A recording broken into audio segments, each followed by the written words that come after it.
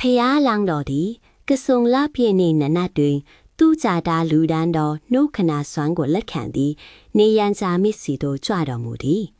ထိုမိဤတနေယာသူပတိတိတ်ထာရေချိုးစိတ်တွင်ရေချိုးတော်မူသည်အေးမြသည်တစ်ပင်ရင်ဝဲထိုင်တော်မူသည်နှုတ်ခနာစွမ်းကိုထန်းသည်မြေပမာဏခံထန်းသည်အစေအရွယ်49လောက်ဖွင့်ပေးတော်မူသည်ထို့နောက်ဆက်လက်ကြွတော်မူရာမဟာဗောဓိရဲ့အရှိတ်ပလင်တော်ပေါက်ရာနေရာသို့ရောက်တဲ့အခါဒီနေရာဟာရှေးဖျားရှင်တို့ကိလေသာဖြူဖြတ်တော်မူရာနေရာဖြစ်တယ်လို့သိတော်မူသည်ပါလာတဲ့မြက်ရှိစုပ်ကိုအဖျားကကင်ကကျဲဖြန့်လိုက်တာနဲ့မြက်များကွယ်ပြောက်ပြီးယတနာပလင်တော်အစွင်ဖြစ်တည်ရှိခဲ့ပါတယ်ဖျားလောင်းတော်ဟာမဟာဗောဓိပင်ကိုနောက်ခံထားကအရှိတ်ဘတ်ကိုမျက်နှာမူပြီးယတနာပလင်ပေါ်တွင်ထပ်ဝဲဖက်ခွေထိုင်တော်မူကအရေးကြံလူကကြံပါစေအကျော်ကြံလူကကြံပါစေအယိုးကြံလူကကြံပါစေငါတကိုယ်လုံးအသားသွေးတွေခန်းချောက်လူကခန်းချောက်ပါစေဖျားမဖြစ်တမဒီနေရာကမထတော်ပြီလို့အင်္ဂါ၄ပါးရှိရဲ့ဝိရိယတရားတို့ဖြင့်ထိုင်နေတော်မူပါတော်သည်အဲ့ဒီအခါမှာတီကားအစာရှိတဲ့နတ်ပြမများကပူဇော်မှုအမျိုးမျိုးတို့ဖြင့်ပူဇော်ကြပါတယ်ထိုအခါဝဆဝတီနတ်ပြည်သားမာနတ်ဟာဖျားအလောင်းတော်နန်းစည်းစိန်ကိုစွန့်ပယ်သည့်ဒုက္ခရစရိယာစတင်ကျင့်စဉ်ကလေးကဖျားအလောင်းတော်ရဲ့စိတ်မှာဘယ်အခါကာမဝိတ္တများဖြစ်မလဲဆိုတာအပင်ပန်းခံကစောင့်ကြည့်နေခဲ့ပြီးမြဲဘာမှဖြစ်မလာခဲ့ဘူး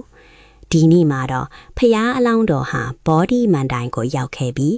ငါရဲ့ဘုံ၃ပါးဆိုတဲ့နယ်ပယ်ကနေဘယ်နဲနဲ့မှအလွမြောက်မခံနိုင်ဘူးဟုတွေးက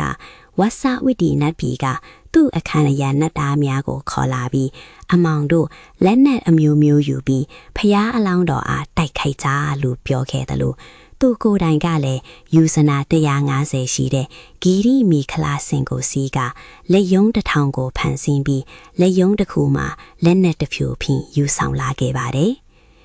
ဒီအချိန်တုန်းကမာနစစ်တပ်ကြီးမှာအလုံးများလာပါတယ်အရှိဘက်က12ယူဇနာလက်ဝဲဖတ်12ယူဇနာလက်ရားဖတ်12ယူဇနာအထက်ကို9ယူဇနာအထူးရှိများပြားလာတဲ့မာနစစ်တီတုံးဖြင့်ကြောက်မတ်ဖွယ်ရာပုံသဏ္ဍာန်များဖန်ဆင်းကညာထန်ပေးပြီးဖျားလောက်ရှိရာမဟာဗောဓိမန္တိုင်တို့လာခဲ့ကြပါတယ်များပြားလာတဲ့မာနတ်စက်တီများခြိတက်လာတဲ့အခါဖျားလောင်ဝါပူဇော်နေကြတဲ့နတ်များအနက်တီကြမဲဟာနေရာမှာရက်တီမနိုင်တော့ပဲခရူးတင်းကိုကြောမှာပိုးပြီးပြေးလွှားကစัจ java လာအနာဆွမ်းမှာရက်နေရပါတယ်ပြမမင်းကတော့ဒီနေရာမှာမနေနိုင်တော့ပဲထီးဖြူကိုစัจ java လာတိုက်ဆွမ်းမှာပြစ်ချခဲ့ကပြမပြည်ကိုပြန်သွားခဲ့ပါတယ်နောက်ဆုံးမဟာဗောဓိပင်အောက်မှာဖျားအလောင်းတော်တပါးတဲ့တာကြံခဲ့တော့တယ်မာနတ်ကလည်းတိုက်ခိုက်ရတဲ့အတွက်ရှေ့နောက်ဝဲရမှာများဖြတ်လိုက်စပ်ပြေရကိုယဟန်ဂေါတမကိုတိုက်ကြလို့အမိန့်ခဲ့ပါတယ်အဲ့ဒီမှာဖျားအလောင်းတော်ဟာဖြည့်ကျင်လာခဲ့တဲ့ပါရမီကုတုများကိုဆင်ကျင်စဉ်းစားနေပါတော့တယ်မာနတ်များဟာဘလောက်ပင်တိုက်ခိုက်ပါတော့လေဖျားအလောင်းတော်ရဲ့ပါရမီကုတုတော်ကိုမရှင်နိုင်တဲ့အတွက်တိုက်ခိုက်တိုင်းနှုတ်ပြန်ဆုတ်လာခဲ့ရပါတယ်မာနစစ်တီတို့ပြုလုပ်သမျှသောတရားမှန်သမျှကိုဖျားအလောင်းတော်ကမိတ္တာတော်အစွမ်းနဲ့ပယ်ရှားတော်မူခဲ့ပါတယ်မာနတိုက်ခိုက်ပုံအကျဲကိုမပြောတော့ပြီးနောက်ဆုံးမှာမာနနဲ့အပေါင်းအပါမှာဟာဝဆဝရီနတ်ပြည်ကိုပြေးရပါလေတော့တယ်ဒါဖျားရှင်ကဝဆဝရီနတ်ပြည်သားမာနတို့ကိုအောင်မြင်ပုံပထမအောင်ချိန်ဖြစ်ပါတယ်